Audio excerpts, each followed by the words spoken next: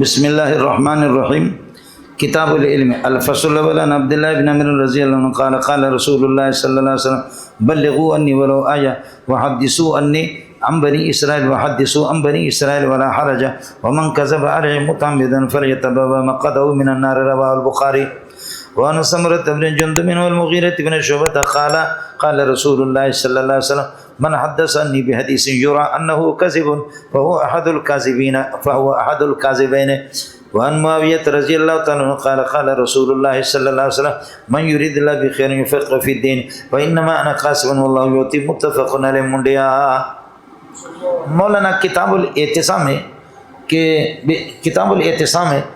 بالکتاب و سنت باب الاعتصام بالکتاب و سنت کتاب اللہ اور سنت رسول اللہ کو مضبوطی سے پکڑنا، یہ مسئلہ آپ کے سامنے گزرا ہے۔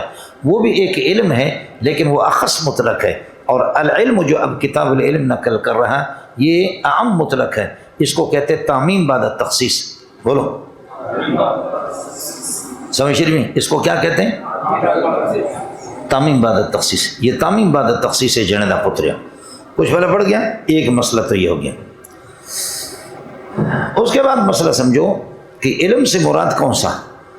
علم کی تقریباً 14-15 تعریفیں یہ آپ کو اتحاف السادۃ المتقین بشرح احیاء علوم الدین، امام غزالی رحمۃ اللہ علیہ کے جو احیاء علوم الدین ہے اس کی اللہ بڑا کرے۔ مرتضیٰ زبیدی، اس کو پڑھتے لوگ زبیدی، زبیدی ہے، زبیدی صاحب نے جو اس کی شرح لکھی ہے 15-20 جلدوں میں، اتحاف السادۃ المتقین بشرح احیاء علوم الدین، اس کی پہلی جلد کے اندر علم کے 10-15 تعریفیں لکھی ہوئی، 7-8 تو آپ مرکات کے اندر بھی پڑھتے رہتے ہیں۔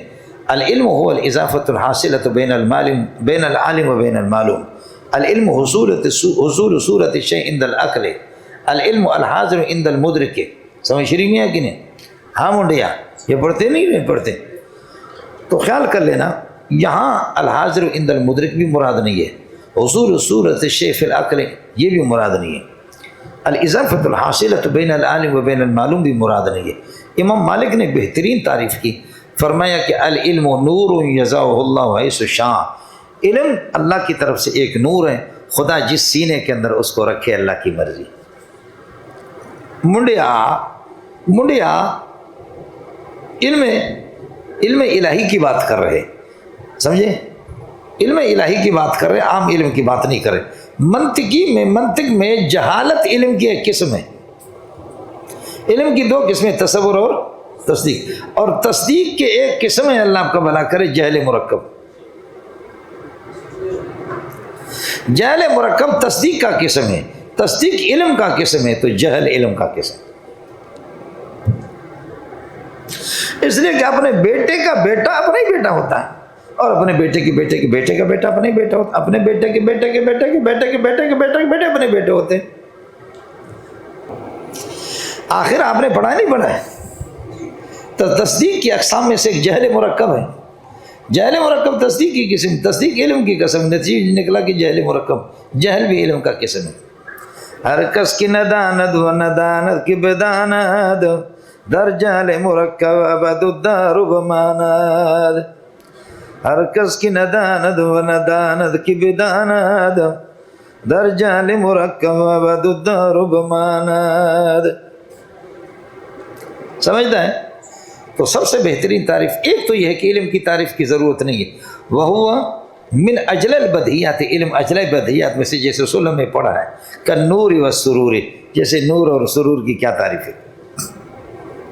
بدیہات کی تعریف نہیں ہوتی۔ علم معرف تو ہے لیکن علم معرف نہیں ہے۔ بولو، علم معرف للاشیاء تو ہے لیکن علم خود معرف وہ نہیں ہے۔ وہ من اجل البدیہات کالنور والسرور ایک۔ دوسرا وہی امام مالک والا لے لو، وہ کیا ہے؟ العلم نور یضعہ اللہ حیث شاء، اللہ جس سینے کے اندر رکھے۔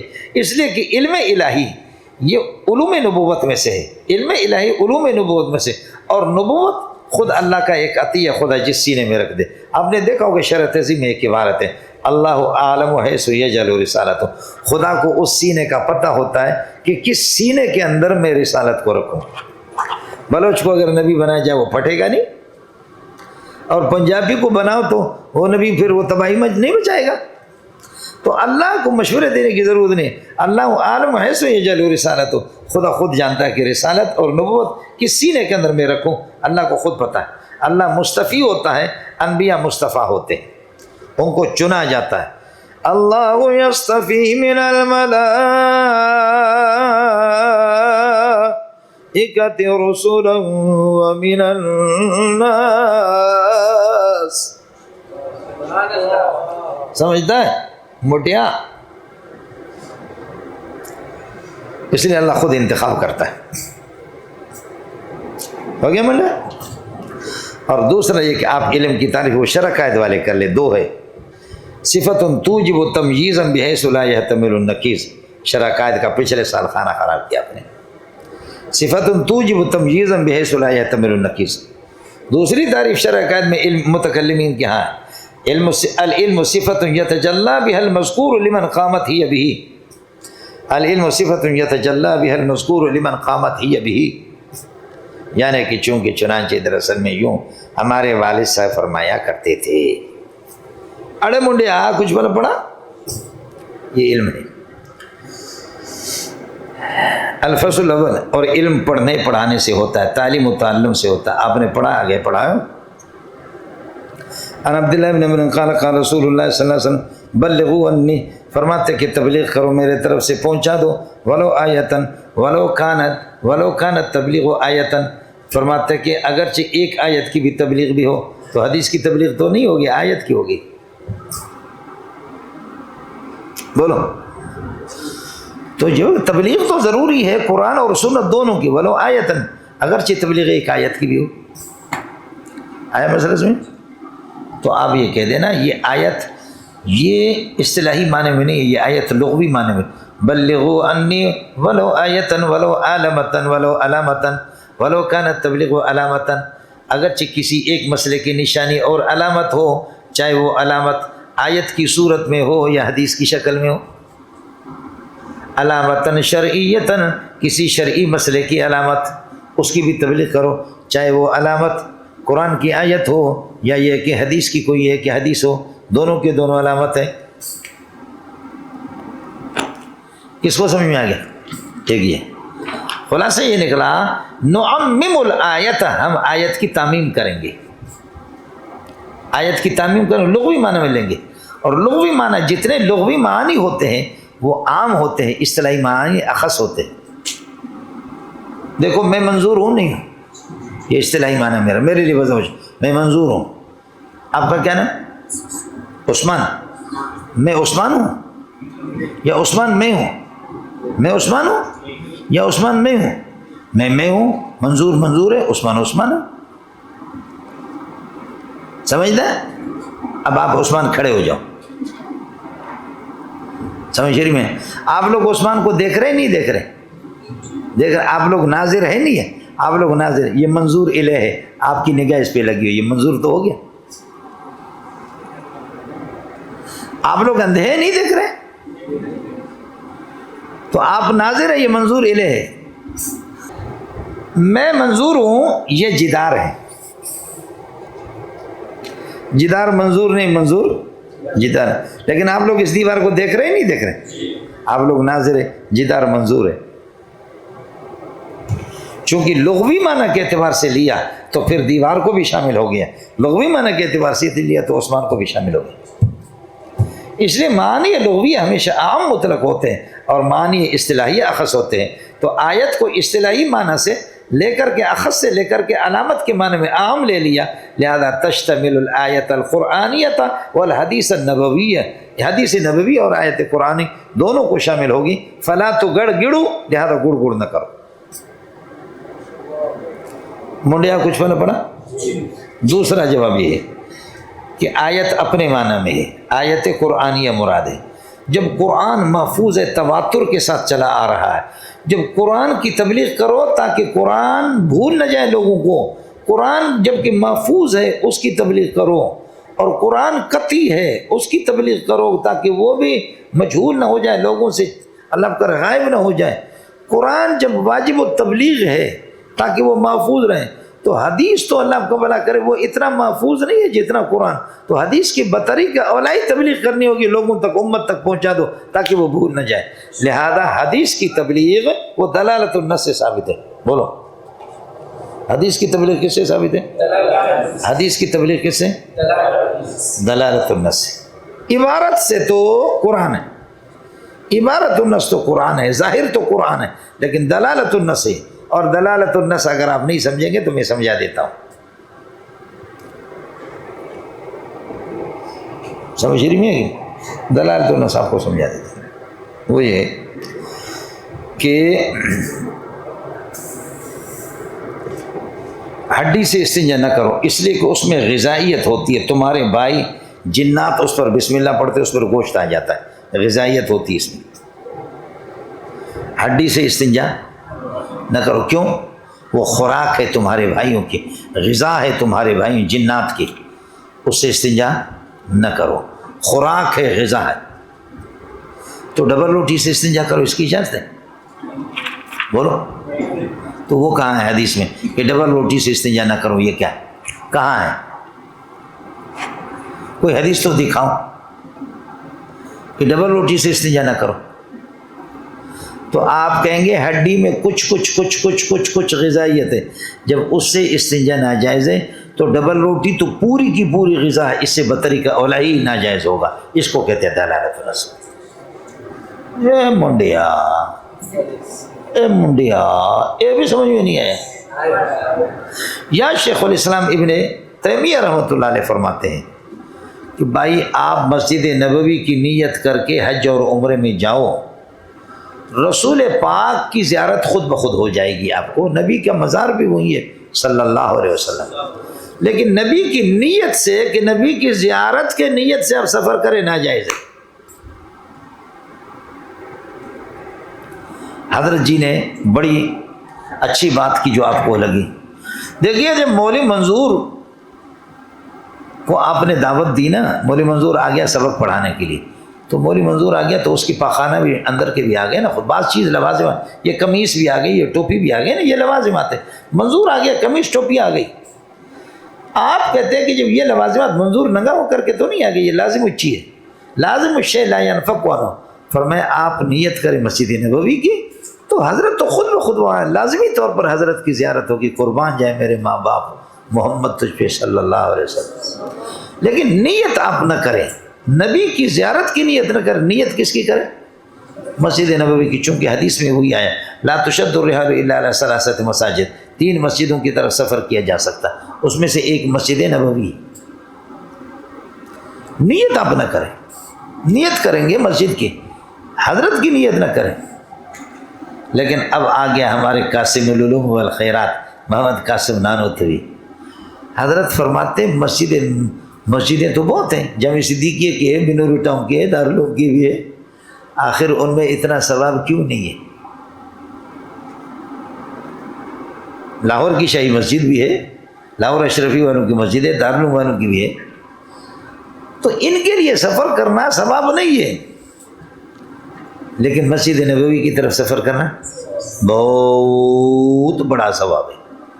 لیکن مسجد نبوی میں یہ ثواب کس سے آیا ہے؟ نبی کی وجہ سے آیا.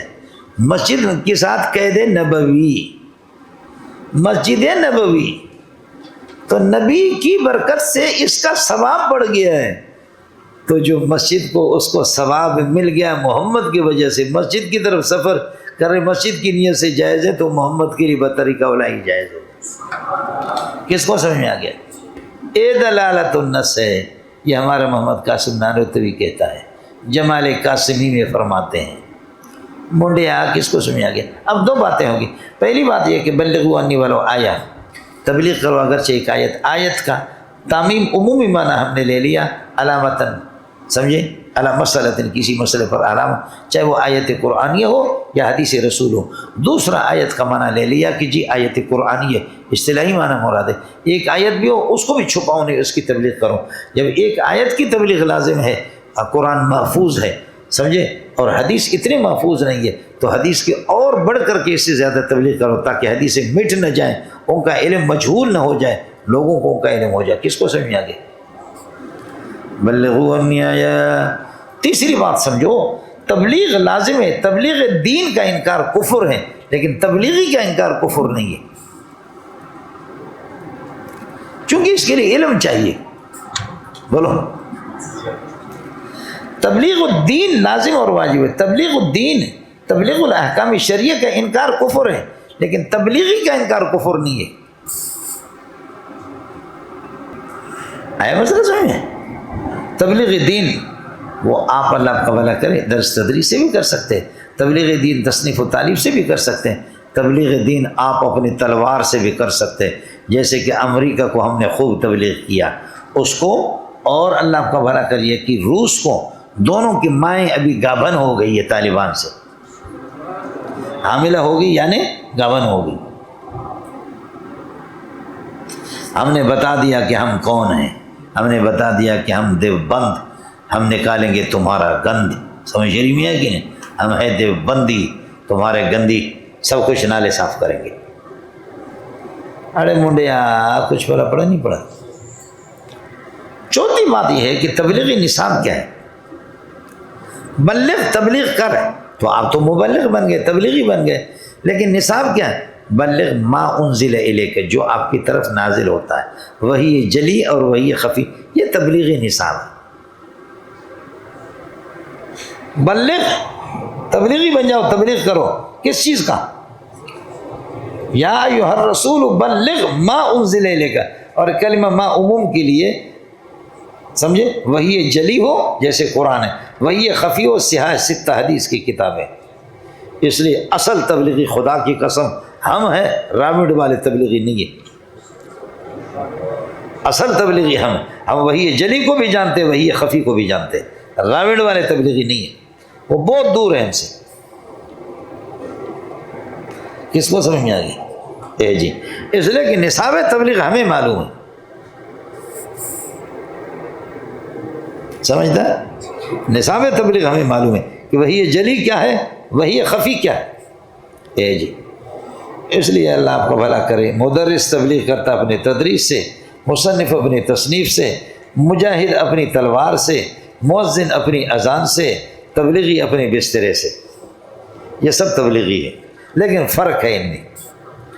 مدرس، مصنف، تبلیغی، ان سب کے جہاد مجاہد کی تبلیغ کے مقابلے کچھ نہیں۔ اس لیے آپ کے فقہ کی سب سے مضبوط کتاب سرخسی ہے، مبسوط سرخسی، اس میں لکھا ہے وَمَنْ أَحْسَنُ قَوْلًا مِّمَّنْ دَعَا إِلَى اللَّهِ الْمُؤَذِّنُ يَدْعُو بِأَذَانِهِ إِلَى اللَّهِ، اور وَالْمُصَنِّفُ بِتَصْنِيفِهِ وَالْمُدَرِّسُ بِتَدْرِيسِهِ وَالْمُجَاهِدُ بِسَيْفِهِ۔ سمجھتا ہے؟ اس لیے مجھے کسی نے کہا کہ کیا رائے ہے آپ کی، چونکہ میں بلوچ آدمی ہوں، میں ایسا شوم آدمی ہوں کہ بات چھپاتا نہیں، جو سمجھتا ہوں وہ چھپاتا نہیں۔ کہا کیا رائے ہے آپ کی؟ فلانا بزرگ محدث، میں نے کہا میرے ماں باپ قربان، میرے خاندان اس پہ قربان۔ کہا فلانا محدث، میں نے کہا سب اس پہ قربان۔ کہا فلانا محدث، میں نے کہا میرے ماں باپ اس پہ قربان۔ کہا یہ سب کے سب اونچے ہیں یا اسامہ عمر اونچے ہیں؟ میں نے کہا اس قسم کے کروڑوں محدثین جمع ہو جائے، ملا عمر اور اسامہ تک نہیں پہنچ سکتے۔ سمجھتا ہے؟ گیس تو تم لوگ خارج کرتے ہو، لیکن پھر جاؤ نا میدان میں، گیس تو یہاں نکالتے ہو کلاس کے اندر۔ سمجھتا ہے؟ وحدثوا عن بنی اسرائیل، بلغوا عنی ولو آیہ ہو گیا، وحدثوا عن بنی اسرائیل، بنی اسرائیل سے حدیثیں بیان کرو۔ سوال یہ کہ حضرت عمر نے تورات پڑھا تو نبی پاک صلی اللہ علیہ وسلم کا رنگ بدلا اور حضرت نے منع کر دیا، اور یہاں پر فرماتے بنی اسرائیل سے بیان کرو، سمجھ ان کی باتیں، ولا حرج، کوئی مذائقہ نہیں۔ آپ کو میرا اشکال سمجھ میں آ گیا؟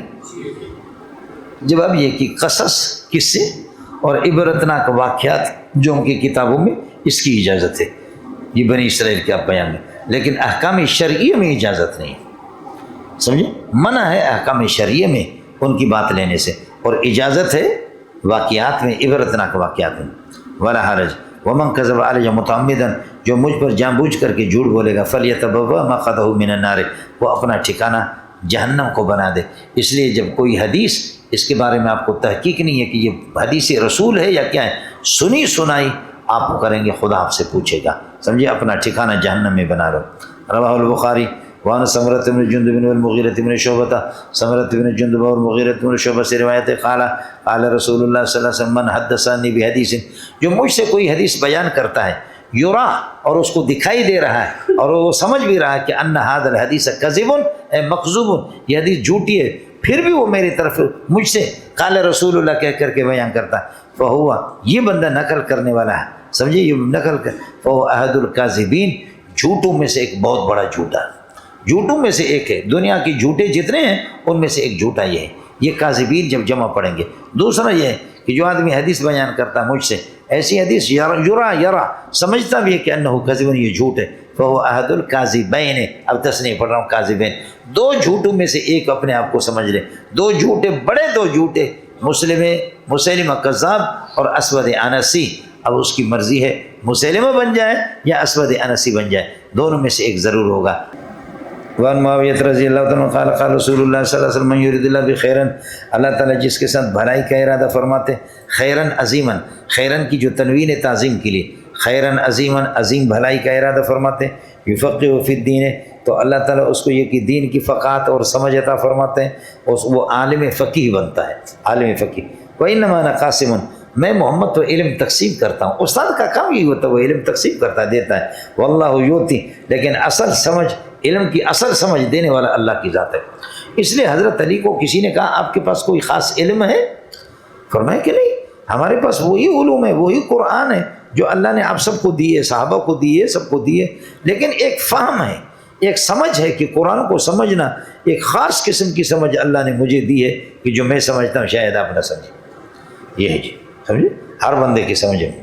فرماتے کہ من یرید اللہ بخیر، جس کو خیر عظیم کا ارادہ اللہ جس کے ساتھ فرمائے، یفقہ فی الدین، دین کی فقاہت اس کو دیتا ہے اور اللہ اس کو عالم فقیہ بناتا ہے۔ وانما انا قاسم، میں علوم نبویہ کو، علوم الہیہ، علوم سماویہ، ان کو تقسیم کرتا ہوں، واللہ یؤتی، لیکن اب علوم کی اصل سمجھ اللہ تعالیٰ یہ ہے کہ اللہ جس کو دے دے۔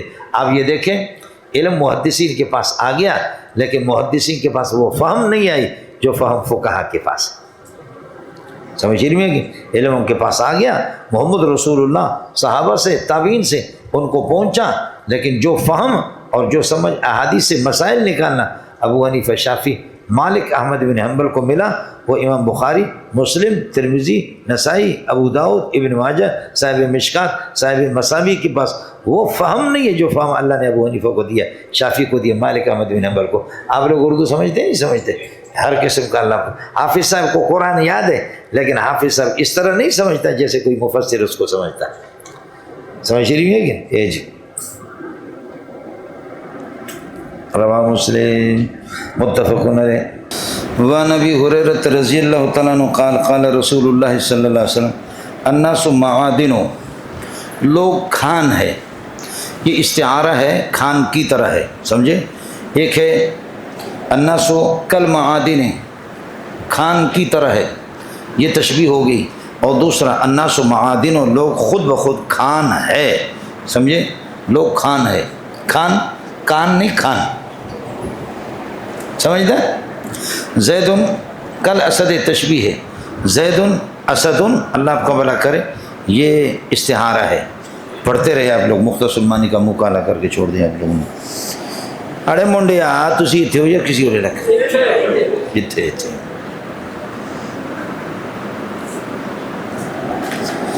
الناس معادن، لوگ کھان کی طرح ہے، کمعادن الذهب والفضة، جیسے سونے اور چاندی کے کھان ہوتے ہیں۔ خیارہم فی الجاہلیت، جاہلیت میں جو اچھے ہوں کہ خیارہم فی الاسلام میں، وہ اسلام میں بھی اچھے رہتے ہیں، اذا فقہوا، بشرط کہ علم حاصل کرے، فقاہت حاصل کرے۔ رواہ مسلم۔ لوگ کھان ہے، کھان ذخائر آپ نے دیکھا، لوہے ہوتے ہیں، تانبا ہوتا ہے، پیتل ہوتا ہے، چاندی بھی نکلتے ہیں، سونا بھی نکلتا ہے زمین سے، یہ کھان ہوتے ہیں، سونے کے، چاندی کے، پٹرول کے، ڈیزل کے، اور اللہ کا بھلا کہ سنگ مرمر کے، سنگ یہودا کے، زمرد کے، یہ سارے کے سارے خزانے بلوچستان میں۔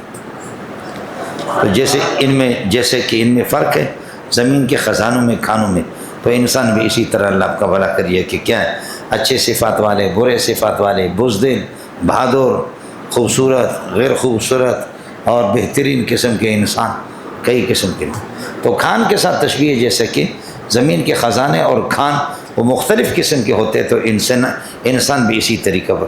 نہ ہر زن زنستو نہ ہر مرد و مرد، نہ ہر زن زنستو نہ ہر مرد و مرد، خدا پنج و انگشت یکساں نہ کر۔ سارے مرد بھی برابر نہیں، سارے عورتیں بھی برابر نہیں، پانچوں انگلیاں تو ہے تو انگلیاں سب، لیکن ان میں فرق ہے۔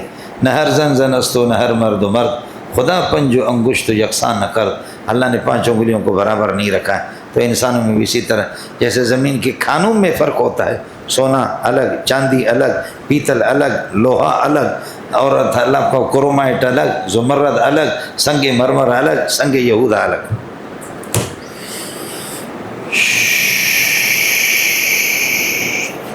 ہو گیا ایک۔ انسانوں میں اچھے صفات، برے صفات، اچھے اخلاق، برے اخلاق، بہادر، سخی، غیر سخی، ہر قسم کے۔ کھانوں کی اصل زمین ہے، انسان کی اصل بھی زمین ہے، انسان کی اصل آدم علیہ السلام۔ قسم کے بچے آدم نے پیدا کیے۔ ابھی آدم علیہ السلام اچانک اس کلاس میں آ جائے حیران ہو جائے گا کہ میں نے کیسے پیدا کیے۔ ابھی اچانک اگر کلاس میں آ جائے تو حیران ہو جائے گا، یا اللہ یہ کیا کیا میں نے۔ قسم کی بلوچ، بروئی، سندھی، سمجھے، افریقی، کالے، گورے، سمجھتے میں۔ ابھی 9 ارب، 9.5 ارب، 10 ارب انسانوں کی آبادی، 1 ارب 42 کروڑ یا 40 کروڑ صرف انڈیا کی آبادی ہے، اور پاکستان کی آبادی 22 کروڑ 24 کروڑ، 1 ارب 40 کروڑ ہے ہندوستان۔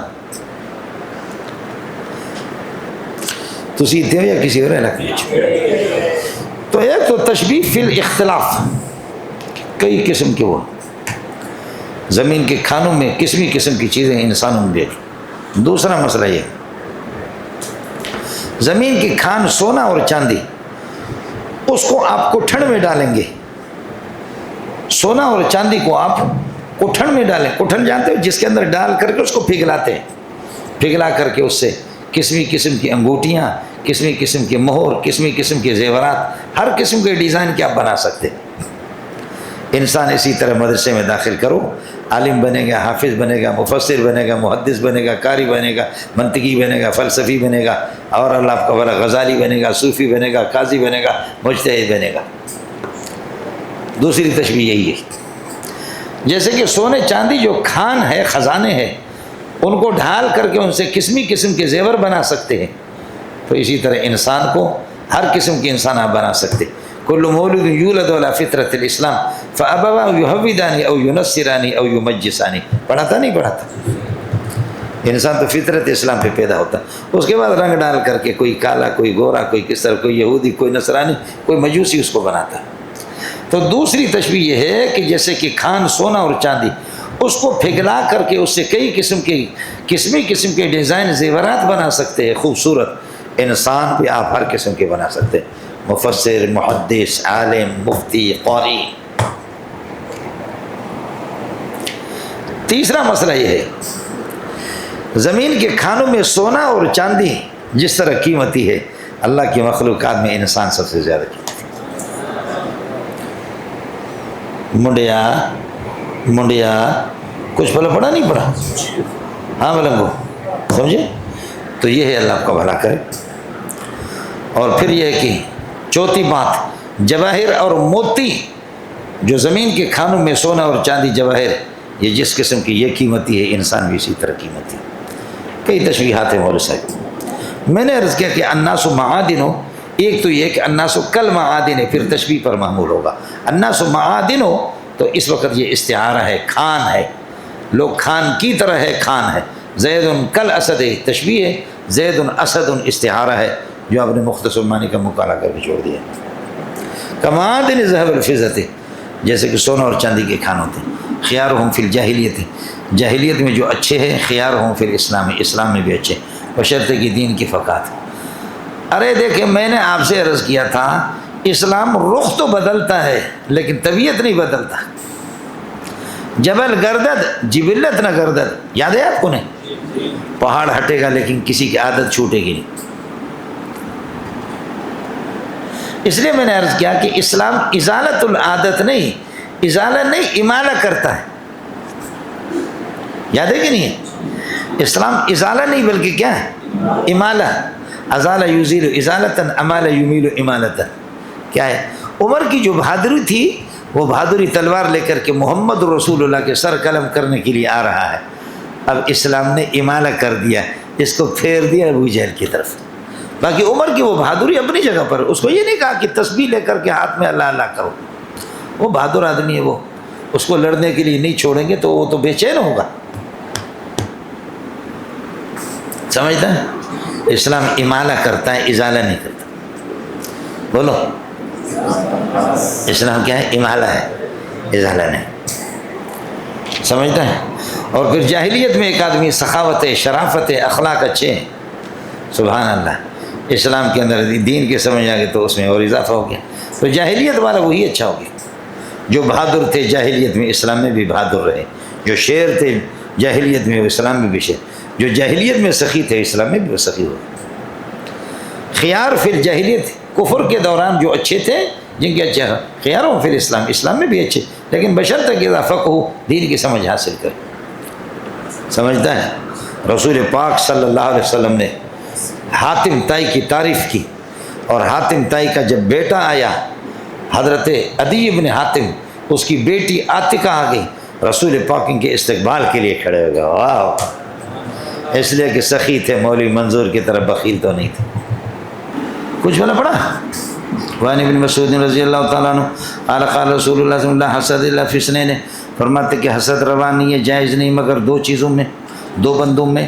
رجل، ایک وہ آدمی آتا اللہ مالا، جس کو خدا نے مال دیا، فسلط علی ہلاکتی، اور اس کے خرچ کرنے پر، اس کے ہلاک کرنے پر، اس کے خرچ کرنے پر اللہ نے اس کو مقرر کیا، مسلط کیا فی الحق کی دین حق، رائے حق میں، وہ اس کو خرچ کرتا ہے. ایک آدمی یہ ہو گیا.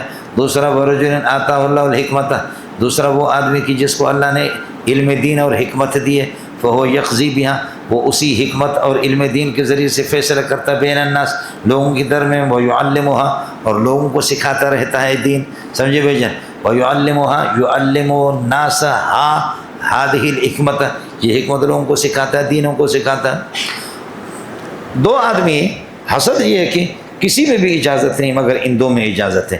ایک عالم کے ساتھ حسد کرے کہ ہے یہ علم اللہ کا ہے، دوسرا یہ ہے کہ مالدار کے ساتھ. لیکن خیال کر لیں، حاسد کہتے ہیں کہ حاسد محسود علیہ سے، سمجھے، زوال نعمت کی تمنا کرے کہ اللہ اس کے پاس پیسے، اس کو کنگلا بنا دیے، پیسے مجھے مل جائے، جل رہا ہے، اس کے پاس علم ہے، لوگ اس کی عزت کر رہے، یہ ذلیل ہو جائے، یہ علم مجھے مل جائے.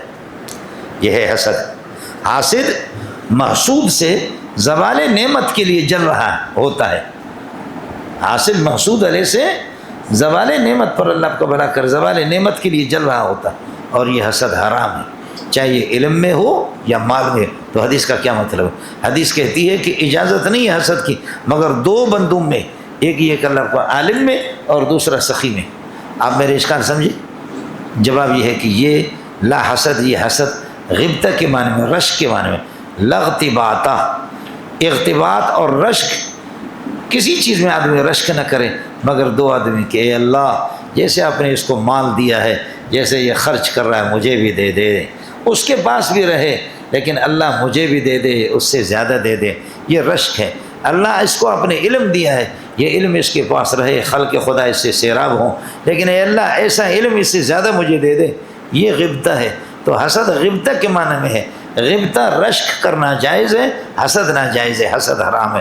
یہاں پر حدیث میں حسد اغتباط کے معنی میں، غبطہ کے معنی میں، رشک کے معنی میں ہے، لہذا یہ جائز ہے. کس کو سمجھ میں آ گیا؟ خلاصہ نکلا کہ مجاز ہے، اللہ آپ کا بھلا کرے. حسد کو ہم نے یہاں پر لا حسد کا معنی لاغتباط، رشک کرنا ٹھیک نہیں ہے کسی چیز میں. آپ کیا رشک کریں گے؟ جیسے اس کا مقد بڑا ہے، اتنا وقت میرا ہو جائے، کاش کی جیسے اتنا، اس میں کیا رشک کرو گی؟ سمجھ رہی ہے کہ نہیں؟ یہ رش کرنے کی چیز ہے، تو رش کرے آدمی علم میں اور پیسے میں، مال میں، کہ اللہ جیسے یہ اللہ کے راستے میں خرچ کر رہا ہے اس طرح مجھے بھی مل جائے۔ نہ مردستان کی دوست دارت، نہ مردستان کی،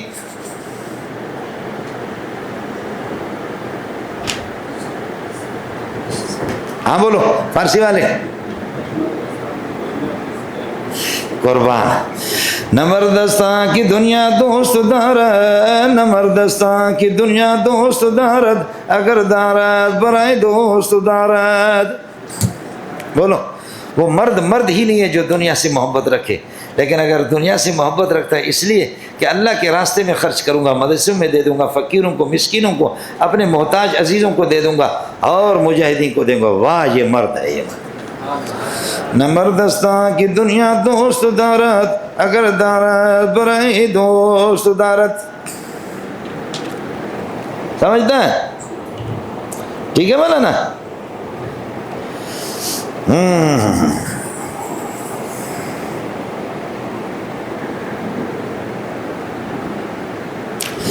لن تنالوا البر حتى تنفقوا، لن تنالوا البر حتى تنفقوا، ہرچ داری خرچ کن در راہیو، لن تنالوا البر حتى تنفقوا، ہرچ داری صرف کن در راہیو۔ سمجھتا ہے؟ لن تنالوا البر، ہرگز آپ نیکی حاصل نہیں کر سکیں گے، حتیٰ تنفقوا مما تحبون، یہاں تک اپنی محبوب چیز اللہ کے راستے میں خرچ کرو۔ اس کو پڑھو، جو کچھ تیرے پاس ہے خرچ کرو اللہ کے راستے میں۔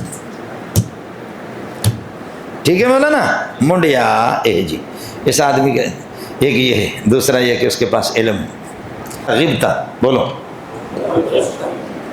غبطہ اور رش کرنا، اور حسد میں اور غبطہ میں فرق میں نے بتایا کہ حسد میں حاسد یہ جلتا ہے کہ محسود سے وہ نعمت زائل ہو جائے اور ختم ہو جائے، وہ کنگلا بن جائے، وہ جاہل بن جائے، اس کا حافظہ خراب ہو جائے، تو یہ تو ٹھیک نہیں، حرام ہے، ناجائز۔ اس لیے رشک کے بنا، اور رشک میں آدمی اغتباط، مغتبط رشک کرنے والا، وہ کہتے کہ اللہ یہ نعمتیں اس کے پاس ہے مجھے بھی دے دے، ان سے زوال کی، ختم ہونے کی وہ دعا نہیں کرتا۔ دوسرا معنی، ایک جواب یہ دے دیا کہ حسد اپنے معنی میں نہیں ہے، دوسرا جواب یہ ہے کہ یہ قضیہ مفروضہ ہے، یہ قضیہ فرضی ہے کہ لو کان الحسد جائزا فی شیء، اگر حسد کسی چیز میں جائز ہوتی، لکان جائزا فی ہذین الرجلین، تو ان دو بندوں میں جائز ہوتا، ایک مالدار اور دوسرا عالم۔ جب ان میں جائز نہیں ہے، جو اعلیٰ قسم کی چیزیں ان میں جائز نہیں، تو حسد کسی بھی صورت میں جائز نہیں۔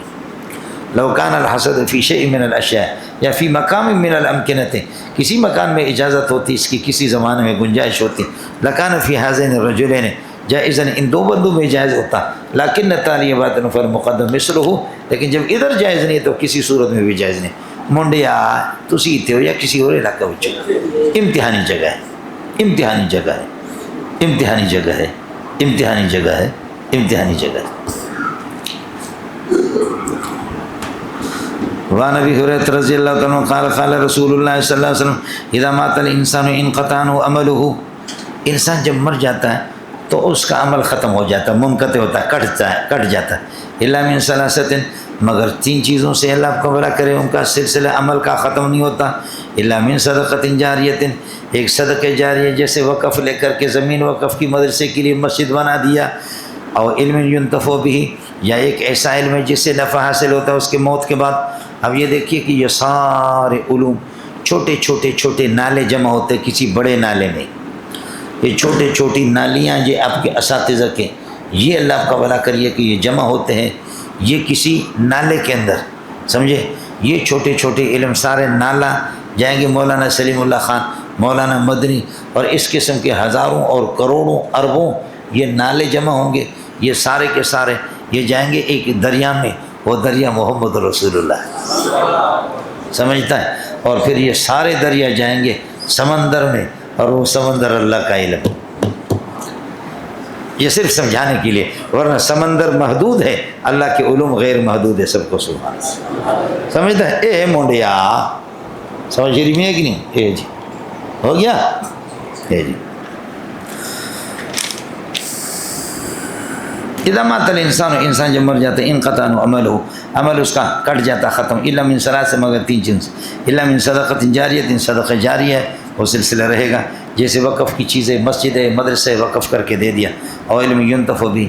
بھائی غزنوی رحمۃ اللہ علیہ جامع فاروقی کا وقف کرنے والا وہی ہے، سمجھے بھائی جان، سبحان اللہ، بڑی قربانیاں دی، دیوار بناتے تھے، دن کو شام کو سو جاتے تو صبح آ کر دیکھتے کہ دیوار گر گئی ہے، شیعہ گراتے تھے، رافضی گراتے تھے، پھر یہ غزنوی خود بندوق لے کر کے راتوں کو سوتا نہیں تھا، کھڑا ہوتا تھا، ایسا دلیر تھا کہ آئے کوئی ماں کا لال۔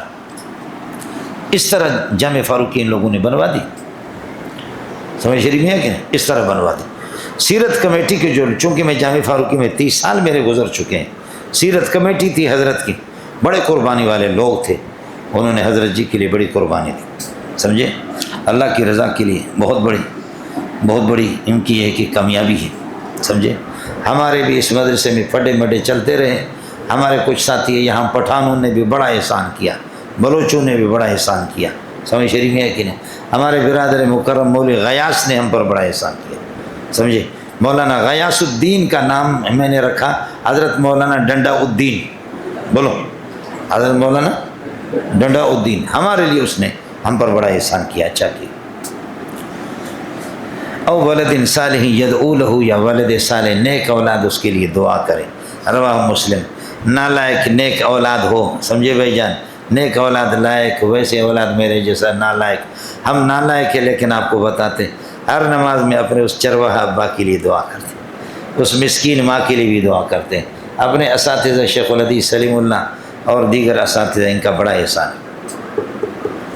صدقے کا سبب باقی رہے گا، علم کا باقی رہے گا، اولاد کی دعاؤں کا سلسلہ باقی رہے گا، یہ سب اعراض ہے، یہ اعراض باقی رہتے، اس لیے آپ کے مناطق کا یہ کہنا، اور شرع قائد میں آپ نے پڑھا الاعراض لا بقاء لها، منطقیوں نے بھی ایسے فضول بات کی ہے، سمجھ شریف میں ہے کہ نہیں ہے، تو الاعراض لا بقاء لها یہ انہی کا ہے، یہ قاعدہ ایجاد کرنے والے اصل معتزلہ ہے، اور معتزلہ نے لا کر کے ان کا مقصد صفات باری تعالیٰ میں گڑبڑ کرنا تھا، نہ ماننا تھا، تو یہی اعراض کے لیے کوئی بقا نہیں ہے۔ اب دلیل دے دو کہ اس کے لیے بقا ہے، آپ دلیل تو بعد میں دیں گے، میں کہتا ہوں الاعراض لا بقاء لها، جو میرے منہ سے نکلتا ہے یہ عرض ہے یا جوہر ہے؟